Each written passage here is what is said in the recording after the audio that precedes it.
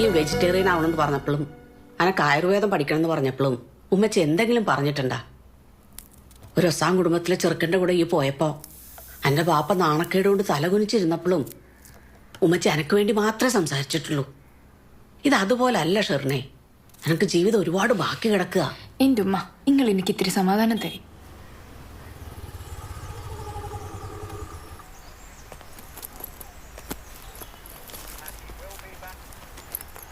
ഷെറിമൂസക്ക് register ഉണ്ടേ?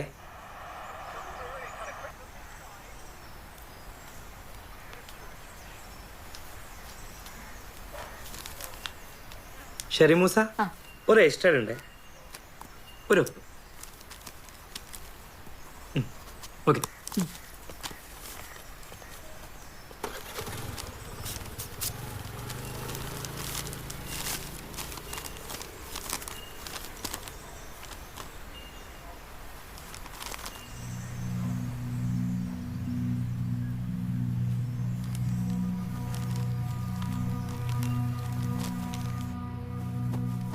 റസീത, പാറ്റിക്കാനെ വിളിച്ചാ കിട്ടൂ?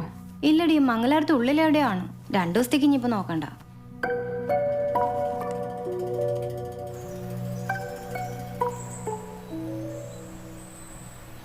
പരിപ്പെട്ടല്ലേ കഴിഞ്ഞ ദിവസം വെച്ചത്? നമുക്ക് ഉപ്പേരി ഉണ്ടാക്കാം. തേങ്ങിട്ട്. അഭിലാഷേ, ഒന്നിങ്ങോട്ട് വാ.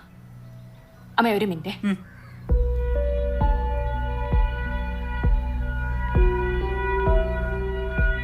സ്മഗ്ലിംഗ് കേസോ? എടാ, ഈ അത്ര തന്നെയല്ലേ ചേച്ചേ? അതെ, അത്ര തന്നെയാ. വാപ്പ എങ്ങനെ അറിഞ്ഞ? പാച്ചയ്ക്കാണെങ്കിൽ സ്ഥലത്തും ഇല്ല. ഇതിപ്പോ ആരോടൊന്ന് ചോദിക്കാം?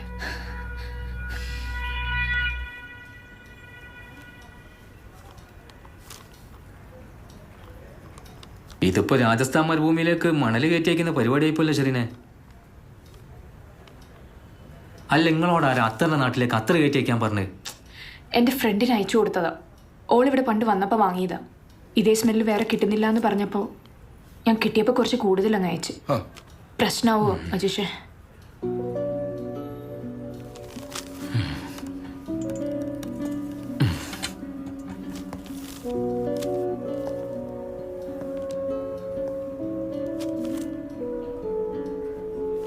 അഭിലാഷ് ഒന്ന് പുറത്തേക്ക് വന്നു.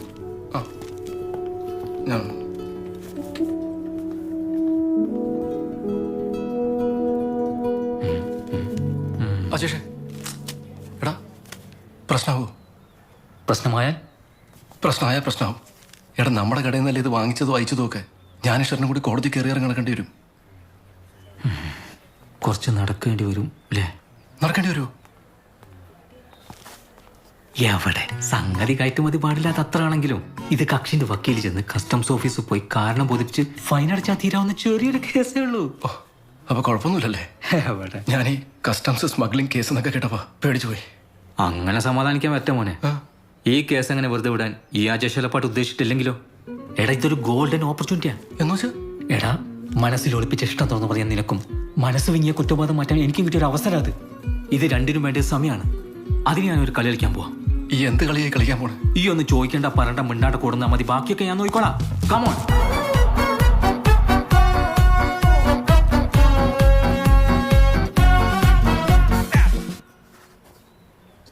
വാടോ.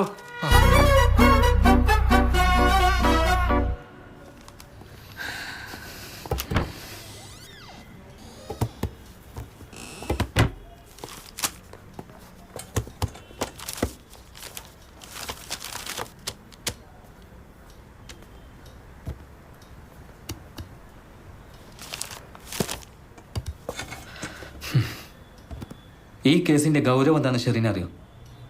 ഈ ഇന്ത്യ മഹാരാജ്യം, അതായത് the republic of India, prohibited the export of agarwood and sandalwood എന്ന് വെച്ചാൽ അത്തറ്, ചന്ദനത്തൈലം, ഇതിൻ്റെയൊക്കെ കയറ്റുമതി പണ്ടേ നിരോധിച്ചാണ്. ഇത് IPC അല്ല, കസ്റ്റംസ് ആക്ട് ആണ്. അത്തർ അഗർവുഡ് ആയതുകൊണ്ട് വൈൽഡ് ലൈഫ് ആക്ടും വരും. ആ അത്രാണ് നിങ്ങൾ ഒരു അനുമതി ഇല്ലാതെ കയറ്റി വയ്ക്കാൻ ശ്രമിച്ചത്. അത് 1, 2 അല്ല, 10 എണ്ണം. അത് വെറൊരു അറ്റംപ്റ്റ് അല്ല, സ്മഗ്ലിംഗ് അറ്റംപ്റ്റ് ആണ്.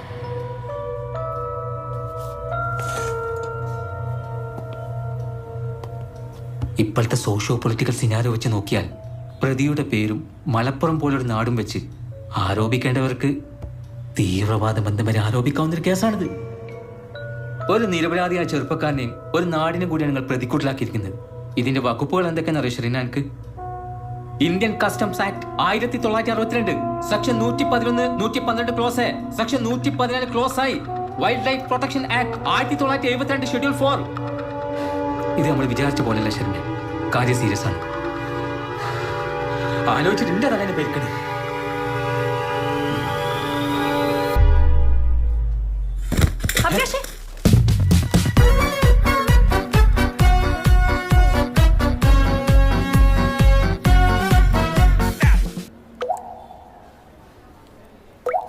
ഇവന് ചെറിയൊരു പ്രശ്നം ചെറുപ്പത്തിലെ, ഇനിയിപ്പോൾ നാണൊന്നും അറിയില്ല.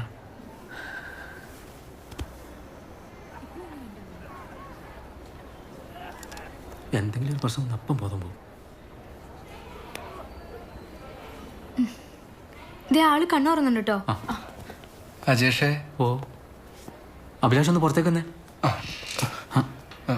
സോറി, ഇയാളെ കിടക്ക്. ഷെറിനൊന്ന് പുറത്തേക്കോ. ടെൻറ്റ്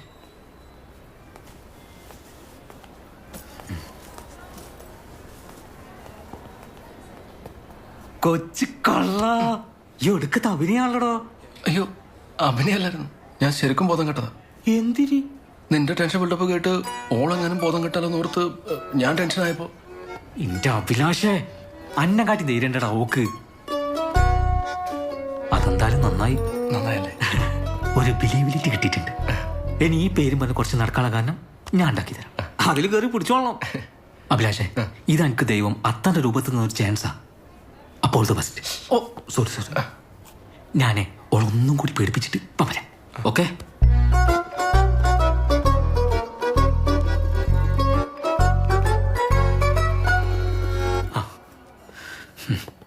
ഷെറിനെ, വേറെ കുഴപ്പമൊന്നുമില്ല. പെട്ടെന്ന് ഡിസ്ചാർജ് ചെയ്യുന്ന ഡോക്ടർ പറഞ്ഞു. എന്നാലും ഒന്ന് ശ്രദ്ധിച്ചേക്ക്. പണ്ടേ ഒരു മനക്കെട്ടില്ലാത്തവനാണല്ലോ, അനക്കറിയാലോ. ആ പിന്നെ തൽക്കാലം ഈ കേസിന്റെ കാര്യം നമ്മൾ 3 പേര് മാത്രം അറിഞ്ഞാൽ മതി. തീവ്രവാദം ബന്ധവരുള്ള കേസൊക്കെ ആണല്ലോ. ടെൻഷൻ അടിക്കണ്ട. എന്തെങ്കിലും ആവശ്യമുണ്ട് എന്നെ വിളിച്ചാൽ മതി. ഒന്ന് കോടതി പോകേണ്ട ആവശ്യമുണ്ട്. ശരിയാ?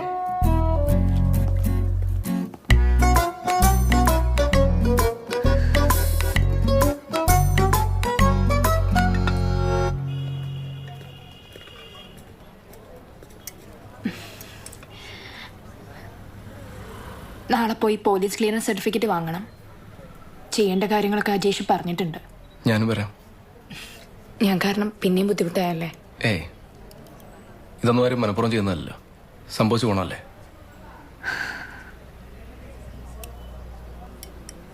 ശരിക്കും ഈ സമയം മോശമെന്നൊക്കെ പറയുന്നത് ശരിയാട്ടോ. എന്നെക്കൊണ്ട് കുറച്ചായിട്ട് കൂടെയുള്ള എല്ലാവർക്കും ബുദ്ധിമുട്ടാണ്.